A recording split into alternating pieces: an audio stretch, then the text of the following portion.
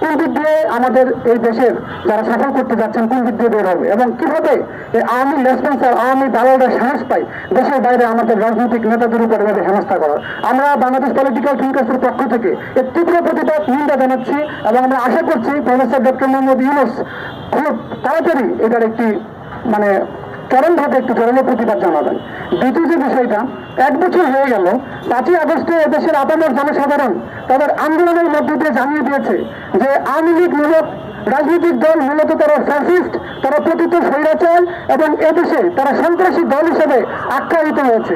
56,000 বর্গমাইলকে তারা একটি কারাগারে রূপান্তরিত করেছিল গুম, খুন, হত্যাযজ্ঞের মধ্য দিয়ে নারকীয় তাণ্ডব চালিয়ে এদেশে 16 বছর অত্যাচার জুলুমের যে একটি ফ্যাসিস্ট সরকার কায়েম করেছিল।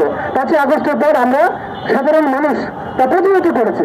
কিন্তু অত্যন্ত দুঃখজনক হলো সত্য, রাজনৈতিক দলগুলো টিআর নিয়ে বা নিজেদের রাজনৈতিক যে ধরনের হীনচরিতার্থ করছে সেটা নিয়ে যতটা সোচ্চার, দল হিসাবে আওয়ামী লীগের বিচারকে ত্বরান্বিত করার জন্য তারা ততটা নিষ্প্রভ এবং নির্মোহ, যা আমাদের চরমভাবে ব্যথিত করে তুলছে।